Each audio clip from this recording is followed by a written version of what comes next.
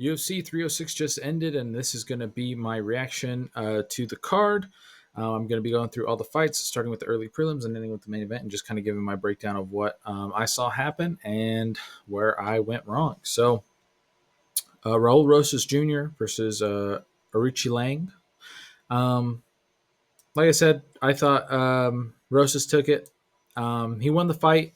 Didn't look the greatest. Um, So I thought he would have a dominant performance, personally. He still won the fight, but I think it was less of Rosas not being good, more his opponent was deciding to like really take this fight seriously. He fixed mistakes that I saw in his last fight that I thought Rosas would take advantage of. He did a good job stuffing takedowns against Rosas in the second, and in his fight, I thought he would get hit by some pretty unorthodox shots, and he was by Rosas. So um, it looked like he came in composed. He didn't get greedy when he was landing on Rosas and on the feet, and then he had really good defensive grappling. So, but unfortunately for him, Rosas is good. He's a good fighter. Um, and he got him down in the first and the third and was able to control him from there, which won him the fight. So great win from Rosas, and looking forward to both of these guys fight. I really want to see how Arichi Lang bounces back from this. So moving on, we got Edgar Chairez versus Joshua Van. Now, I expected Chairez to be better on the feet. I expected him to be the better striker, and for the first round, he was. Now, let me adjust this real quick. Okay, that's better. For the first round, he was. He was landing nice punches, didn't allow Van to really get his shots in. And then the second round comes in, and Van starts to land counters, and he hurts Chairez. So I really kind of feel bad for all the Mexican fighters in this card because I feel like the refs were really trying to give them as much of a chance as possible. And that just led to them getting like brutalized because Van was rocking this guy. And this guy just is one of those people that's just too tough for his own good, wouldn't go down.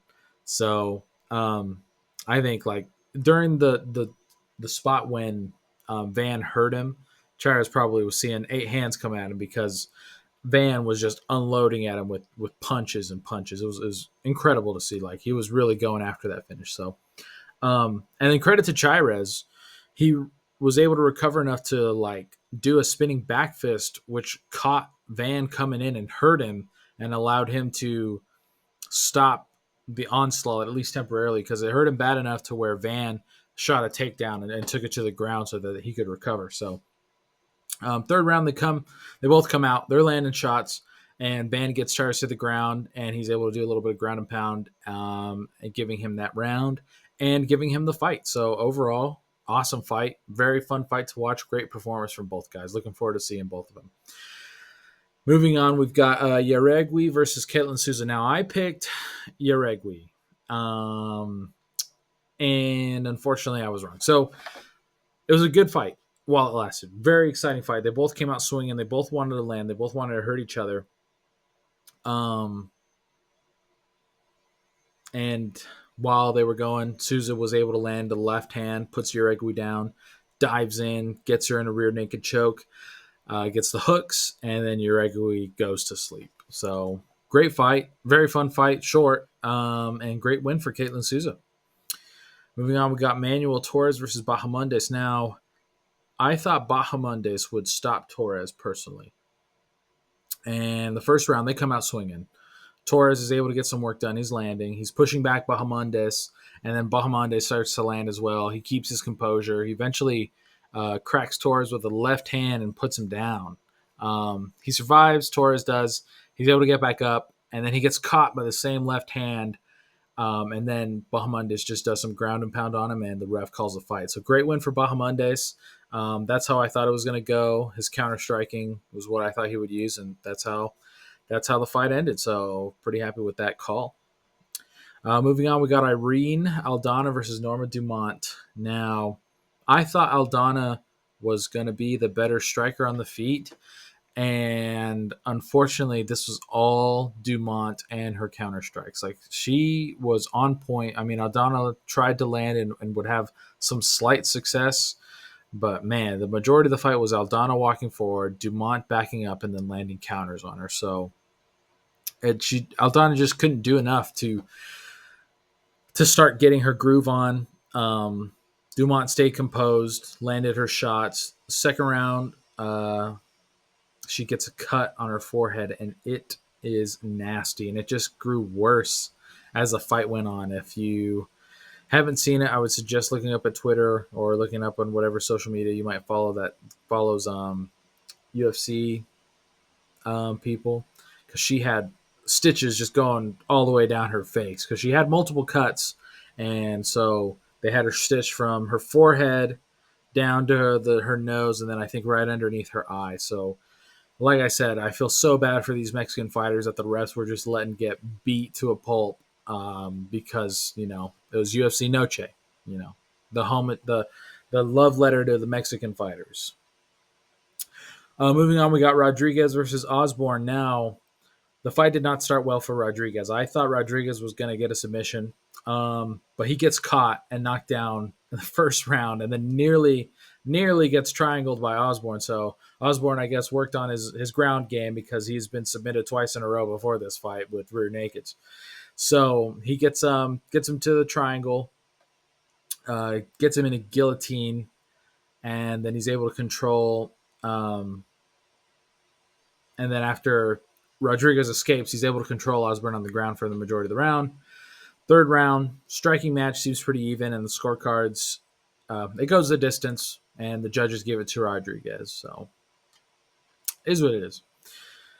Moving on, we got Zellhuber versus Ribovic. Now, this is probably one of the most fun fights I've seen in a long time in the UFC. Like, both guys just swanging and banging. So, Ribovic comes out. He comes out being the aggressor. He's landing combinations. He's landing his kick. Zellhuber is landing shots here and there.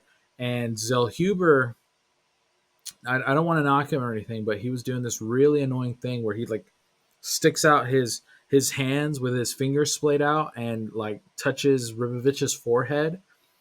And the commentary, golly, they were so bad this fight. They were just any Mexican fighter, they were just glazing them so hard. It was ridiculous. And so they're commending Zellhuber for trying to get Ribovic to flinch with an eye poke because he's sticking his fingers out. He's holding his fist out with his fingers and then touching his forehead instead of eye poking him. He eventually did eye poke him in the third round. But anyways, he does that.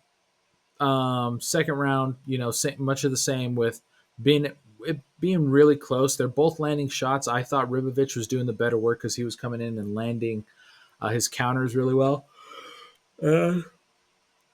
That's just, that was the second round. And then the third round, Ribovic, he gets knocked down. Good. He gets caught with a nasty elbow. And then later in the round, Ribovic catches him, Zellhuber, and hurts him really bad and is chasing him around the ring trying to knock him out. So Ribovic actually gassed himself a bit. He threw 140 strikes or something in that round because he was just trying to get Zellhuber out of there, which, man, Zellhuber took a lot of shots. So Zellhuber was able to come back, though, because Ribovic kind of gassed a little bit, but he was on shaky legs for the remainder of that round. Oh, goodness me. Sorry. And then Ribovic gets a split decision win. Great fight for both guys, but man, Ribovic really showed why he's he is where he is. He's a great fighter. That was incredibly fun to watch. I'm looking forward to both of these guys' next fights. All right. Moving on, we've got Brian Ortega versus Diego Lopez. Now, I love me Diego Lopez, but man, what a great fight for Diego. So Diego comes out. He hurts Ortega in the first round bad. He tries to finish him on the ground, though. He chases him to the ground. That lets Ortega recover. And instead, I think he should have let Ortega stand right back up right off the rip. So, oh, gosh. I apologize, folks. Man, I don't know what's up with me right now. All right. I apologize. Diego, I think he should have let Ortega come back up so that he could finish him on the feet, but he tried to chase him to the ground. I think it allowed Ortega to recover a little bit because Ortega, I feel like he gets hurt almost every fight, and then he just comes back with that's his requirement for unlocking an iron jaw. Because after that, he did really well in the stand-up. Ortega was landing jabs pretty much and trying to start to get combos going around, but um, Lopez was landing the better shots, I thought, throughout the fight. And that's just how it went up until the third round, where I'm so sorry. Okay, up until the third round, um, where Ortega's landing jabs, Lopez is landing shots. He lands really nice shot to the eye, which causes it to swell and start bleeding. And then in the last 30 seconds, he hurts him again and puts him down, and tries to go for the finish, even though he had the fight in the bag. So great fight, great win for Lopez. So happy for him, and I can't wait till he fights again. Great fighter, and great performance by Ortega. That man is, it's like impossible to put him down. Moving on, we've got Alexa Grasso versus Valentina Shevchenko. So Valentina Shevchenko, I think from her last fight, she realized that Grasso can manage her on the stand up a bit, and I think she came in with that in mind and just overpowered her in the wrestling. It was 5 rounds of Valentina getting a takedown and then controlling Grasso on the ground, and I'm really surprised by Grasso's inability to stuff the takedowns. Like, I figured after the first fight she would know that Shevchenko is that skilled, at least to take her down to the ground, but she just wasn't able to stop anything. I think she stopped maybe 2 takedowns total, and then on the ground she didn't really have anything for Shevchenko, which, very disappointing. But 5 rounds of dominance for Shevchenko. She's a champ again. Great win for her, and I hope that Grasso can come back from this and really like work on this. Very, very disappointing. Very disappointing. And then moving on, we've got the main event: Sean O'Malley, Merab Dvalishvilli. Man, a great performance from Merab, first of all. Insane gas tank. Um, and I was surprised that Merab seemed a little bit, he almost seemed faster than O'Malley in that first round, where normally O'Malley's able to get his strikes going. He's got very fast hands, He starts getting into his rhythm. He's counter striking. He's making his opponent uncomfortable. Merab was bouncing on his feet, moving around the ring, and he almost made O'Malley look slow. O'Malley was not able to land a lot of shots. He landed here and there, don't get me wrong, but he would land some, and then Merab would be able to get him down. And that was essentially the theme of the fight. O'Malley having a little bit of stand-up, Merab getting him to the ground, kneeing his thighs, giving him a little ground and pound, even kissing O'Malley's back at one point because he had him in a guillotine with like 15 seconds left, so he didn't want to waste his energy. And I think that smothering style really drained O'Malley, who's a measured fighter. He doesn't come out super aggressive, doesn't do anything crazy flashy. He knows what he's capable of, and he uses that to the best of his abilities. And so I think he comes out, he knows the pace he wants to push, and normally he has the skills and the footwork to land at will against opponents who aren't as good in the striking as he is, even opponents who are as good, like with Aljamain Sterling, caught him perfectly. And I just think that Merab was quick, and Merab just had a gas tank that wouldn't quit either. So great win for him. Merab's the champ. Looking forward to both their fights. I heard O'Malley's probably going to be out for a year, which is a bummer. But Merab, we'll see what the UFC has next in store for him. So looking forward to that fight. Anyways, see you guys later. Like, comment, subscribe.